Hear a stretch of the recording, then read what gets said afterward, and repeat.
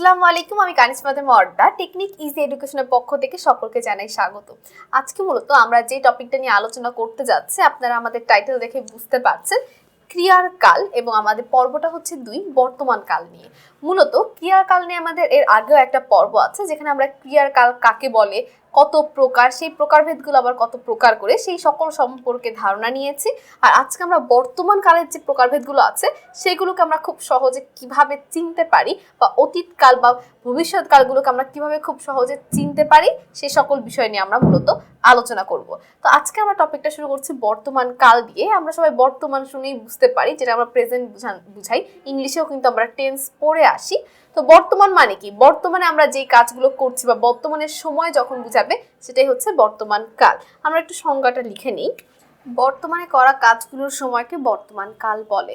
এখন অনেকের মনে প্রশ্ন আসতে পারে যে বর্তমান কাল কেন আমি লিখলাম বর্তমানে করা কাজগুলো, এখানে আমি কাজগুলোকে কেন উল্লেখ করছি সেটা কারণটা যদি একটু বলি। আমাদের অধ্যায়ের নাম দেখলে কিন্তু আপনাদের বোঝার কথা, আমি কিন্তু শুধুমাত্র অধ্যায়ের নাম কাল লিখিনি, লিখেছি ক্রিয়ার কাল। কাল মানে হচ্ছে কি? সময়। কাল অর্থ হচ্ছে সময়, তবে ক্রিয়া শব্দের অর্থ কি? কাজ।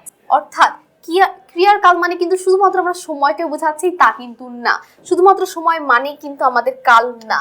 ক্রিয়ার কাল দ্বারা যদি আমরা বলি সেক্ষেত্রে কি, কাজ করার যে সময় সেটাকে ক্রিয়ার কাল বলে। অর্থাৎ এখানে আমাদের কিসের সম্পর্ক আছে? অবশ্যই কাজের একটা সম্পর্ক আছে। তো এই জন্যই মূলত কাজের সময় দ্বারাই ক্রিয়ার কালকে বোঝানো হয়ে থাকে, তাই এখানে আমরা কাজগুলো উল্লেখ করতে হয়েছে। তো আমাদের যে বর্তমান কাল সেটাকে 3টা ভাগে ভাগ করা যায়। কয়টা ভাগে? 3টা ভাগে।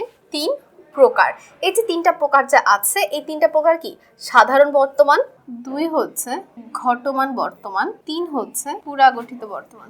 এখন মূলত আমরা এই যে সাধারণ বর্তমান, ঘটমান বর্তমান এবং পুরগঠিত বর্তমান কোনটা দ্বারা কি বোঝানো হচ্ছে সেগুলোর সংজ্ঞা সম্পর্কে একটু আলোচনা করব। তো আমরা এখানে দেখতে পাচ্ছি বর্তমান কালের প্রথম যে প্রকারভেদটা সম্পর্কে আমরা আলোচনা করতে যাচ্ছি, সাধারণ বর্তমান।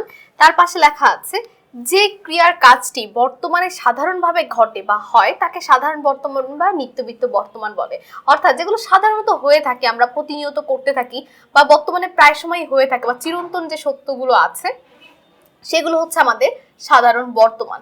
যেমন আমরা যদি বলি সূর্য পশ্চিমে অস্ত যায় বা হয়, এটা কি? এটা হচ্ছে চিরন্তন সত্য, সবসময় সেটা কিন্তু পশ্চিমেই যায়। তারপর আমরা যদি বলি আমি রোজ স্কুলে যাই, যদি আমি এখানে বলি আমি রোজ স্কুলে যাই, এটাকে আমি প্রতিনিয়ত এই কাজটা করে থাকি, প্রায় সময় করে থাকি, এটা সাধারণত আমি বর্তমানে যে কাজটি ঘটে বা হয়ে থাকে, আমি প্রতিদিন স্কুলে যাই, এটাকে একটা বর্তমানে ঘটে থাকা একটা কাজ, তাই এগুলো প্রত্যেকটাই কি হবে? আমাদের সাধারণ বর্তমান হবে। ঠিক আছে। আবার আরেকটা আমরা বলতে পারি 2 + 2 = 4 হয়। সুতরাং আমরা দেখতে পাচ্ছি যে যখন বর্তমানে সাধারণ বর্তমান কি, যে ক্রিয়ার কাজটি বর্তমানে সাধারণভাবে ঘটে, অর্থাৎ এই যে আমি রোজ স্কুলে, যেটা কি বর্তমানে সাধারণভাবেই ঘটে থাকে, অথবা চিরন্তন যে সত্যগুলো আছে তাকে কি বলে? সাধারণ বর্তমান বা নিত্যবিত্ত বর্তমান কাল বলে। যেমন 2 + 2 যে সবসময় 4 হয়, এটা আমরা সবাই জানি যে 2 + 2 কত হয়? 4 হয়। এটা কি? একটা চিরন্তন সত্য, বা এটা সবসময় ঘটে থাকা একটা কাজ। তো এই সকল কাজকেই মূলত কি বলে? সাধারণ বর্তমান কাল বলে। এরপর আমরা চলে যাব ঘটমান বর্তমান কালে। তাহলে কি আমরা দেখতে পাচ্ছি যে এগুলো প্রত্যেকটাই হচ্ছে কি সাধারণ বর্তমান। এখন আমরা চলে যাব ঘটমান বর্তমানে। তো আমরা ঘটমান বর্তমান কালের সংজ্ঞায় দেখতে পাচ্ছি যে ক্রিয়ার কাজ বর্তমানে ঘটছে বা চলছে, এখনো শেষ হয়নি বা শেষ হয়ে যায়নি, তাকে ঘটমান বর্তমান কাল বলে। যেমন আমরা যদি বলি ছেলেরা খেলছে, এই যে ছেলেরা যে খেলছে তারা কি খেলা শেষ করে দিয়েছে? না। বা খেলা কি তারা খেলেছিল বা খেলবে এরকম কিছু কিন্তু না, তারা এখনো খেলছে, এখনো তাদের এই খেলার কাজটি শেষ হয়ে যায়নি। এই যে আমার ভাই লিখছে, এখানে কি সে যে লিখছে তার লেখার কাজটা কিন্তু এখন পর্যন্ত চলমান, তার লেখার কাজটা এখনো শেষ হয়নি। অর্থাৎ বর্তমানে কোনো কাজ যেটা চলমান অবস্থায় আছে, এখন পর্যন্ত কাজটি শেষ হয়নি, এমন কোনো কিছু বুঝালে সেটা হয়ে যাবে আমাদের ঘটমান বর্তমান কাল। এরপর আমরা চলে যাব পুরগঠিত বর্তমান কালে। তো আমরা পুরগঠিত বর্তমানে দেখতে পাচ্ছি যে ক্রিয়া কিছু আগে শেষ হয়েছে কিন্তু তার ফল এখনো রয়েছে, তাকে পুরগঠিত বর্তমান কাল বলে। অর্থাৎ আমার কাজটি শেষ হয়ে গিয়েছে, যেমন ঘটমানে কি ছিল? শেষ হয়নি, চলমান অবস্থায় আছে। আর পুরগঠিততে কি? শেষ হয়েছে, তবে তার ফল এখনো পর্যন্ত রয়েছে, অর্থাৎ ফলকে এটা এখন আমরা জানতে পারিনি, সেগুলোই হচ্ছে পুরগঠিত বর্তমান কাল। যেমন আমরা যদি বলি মা আমাকে খাবার খেতে ডেকেছেন, এখানে কি এখন আমার কাজটা শেষ হয়ে গিয়েছে, সে ডাক দেওয়ার যে কাজটা সে করে ফেলেছে, কিন্তু তারপর কি এখন আমরা জানতে পারিনি, বা ফল এখনো রয়েছে, ফল এখনো শেষ হয়নি।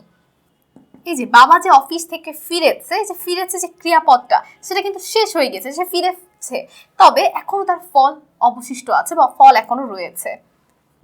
এই যে এখানে যে আমি দেখতে পাচ্ছি আমার ইংরেজি পড়া শেষ হয়েছে, অর্থাৎ কাজটা কিন্তু এখানে কি শেষ হয়েছে, তবে কি এখনো ফল প্রকাশিত পাচ্ছে না। তো এগুলো হচ্ছে আমাদের পুরুগঠিত বর্তমানকালীন সংজ্ঞা এবং উদাহরণ। তো আশা করি আজকের এই পর্বটি দেখার পর বর্তমান কাল কাকে বলে, বর্তমান কালের প্রকারভেদ এবং প্রকারভেদগুলোর সংজ্ঞা এবং সেগুলোর উদাহরণ সম্পর্কে আমাদের একটি ভালো ধারণা হয়ে গিয়েছে। সকলকে অসংখ্য ধন্যবাদ এতক্ষণ আমাদের সাথে এই পর্বটি কষ্ট করে দেখার জন্য, এবং পরবর্তী যে অতীত এবং ভবিষ্যৎকালের পর্বগুলো আছে সেগুলো দেখার আমন্ত্রণ রইল। আমি কানিজ ফাতেমা অর্দা আজ এখানেই শেষ করছি। আসসালামু আলাইকুম, আল্লাহ হাফেজ।